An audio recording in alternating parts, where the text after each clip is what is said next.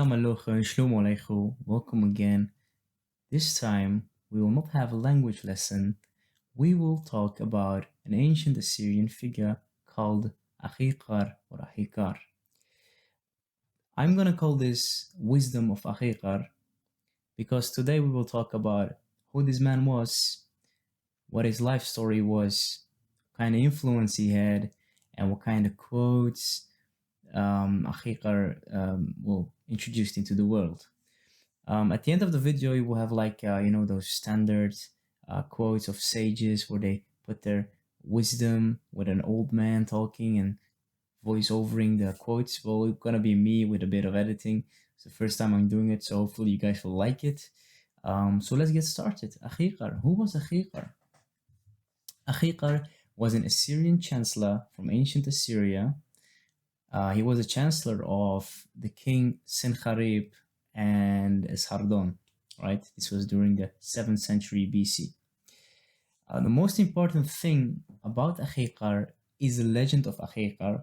So that's basically his life story, right? Ahiqar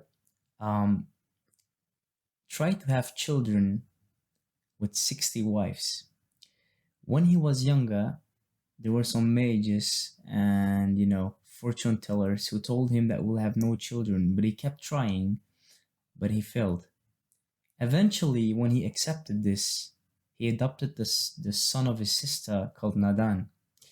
And he wanted Nadan to take over his position as right hand of the king, as advisor of the king of Assyria, right? So Ahiqar, as a good guide he was, teach Nadan everything, right? And how to advise a king, what you have to be aware of. As Nadan eventually betrayed his own uncle, he betrayed Ahiqar.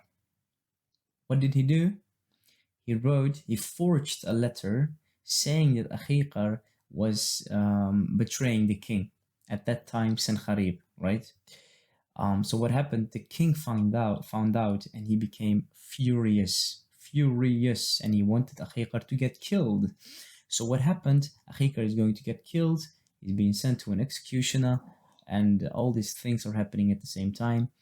But there's a but. The executioner was once saved by Ahiqar, because the executioner was once sentenced to death as well. So what happened? The executioner helped Ahiqar out, and he freed him from his cell. And Ahiqar just ran away, and he hit himself, and he didn't, didn't made a fuss about it or something. So no one found out that Ahiqar ran away. But then something happened, right? The pharaoh and Sennacherib or Sennacherib or Sanchero, they had a discussion, so-called discussion, where the pharaoh told Sennacherib, do you have someone who can build a castle between the heavens and the earth? If you do have someone like that, I will respect you, or something like that, And Sennacherib was like, okay, that's easy for me, I have so many sages here, and he's looking around and he doesn't find Ahiqar because he executed Ahiqar, right? And what happened then is he was so furious because there was no one in Assyria being able to answer that question. So Sennacherib was ashamed.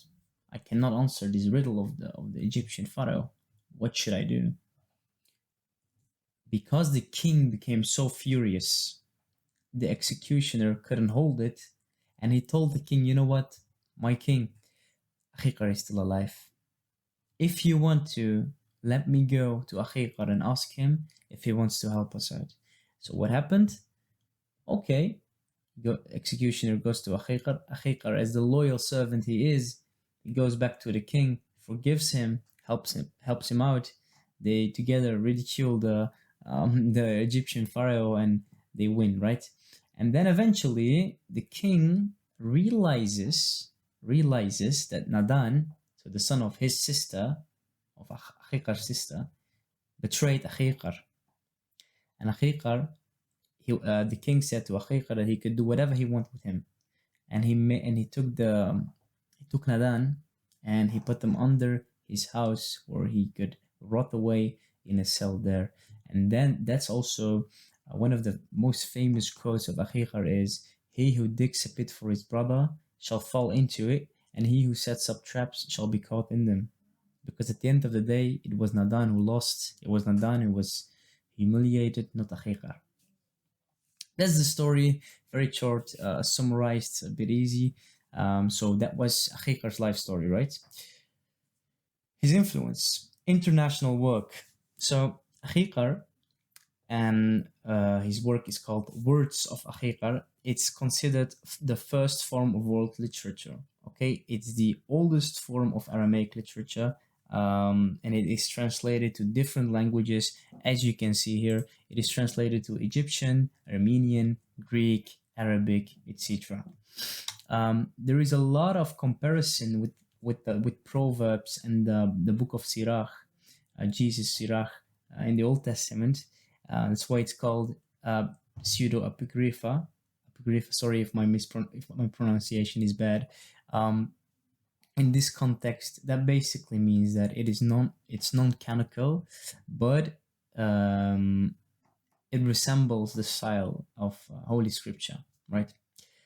So I'm not gonna let you guys wait anymore. I hope this was enough information. I try to keep it short possible. I try to summarize every single thing about Ahiqar, but this should be clear. And let's go on to the quotes. The quotes will be a bit short video. Guys, we'll see how it looks like. Hope you enjoy it. Hit a like, and if you don't like it, hit the dislike button. Pushim Shlama, pushim Shlomo. Be not too sweet, lest they swallow thee. Be not too bitter, lest they Experience will show you, a master can only point the way.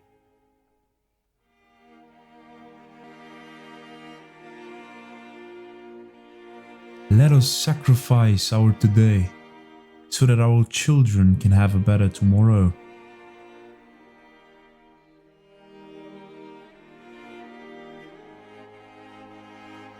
It is far better to be alone than to be in bad company.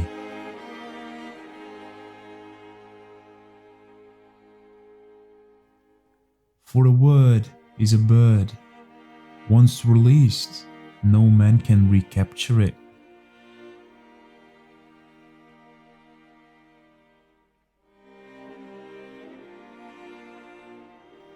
Many are the stars of heaven, whose names no man knows. By the same token, no man knows mankind.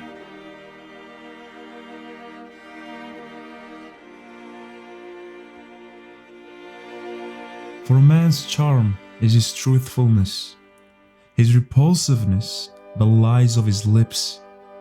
At first, a throne is set up for the liar, but in the end they find out his lies and spit in his face.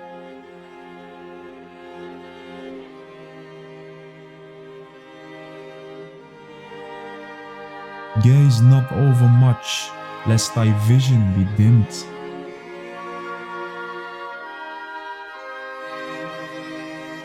If thou wouldst be exalted, my son, humble thyself before God, who humbles an exalted man and exalts a lowly man. Let not good eyes be darkened, nor good ears be stopped, and let a good mouth love the truth and speak it.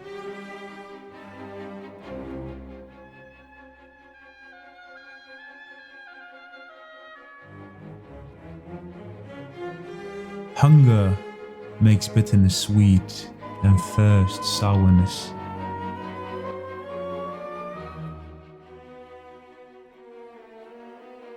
If you're looking for a friend who has no faults, you will have no friends.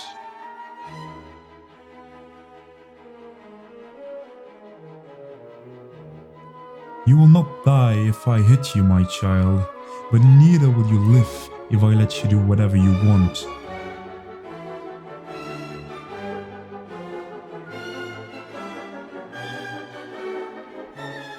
The scorpion has no pleasure in finding bread, but prefers corrupt things to being fed.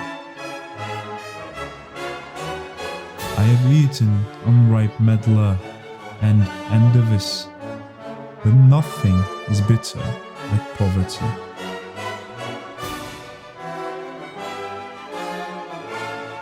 If your master entrusts you with water, and you keep it faithfully, he may entrust you with gold.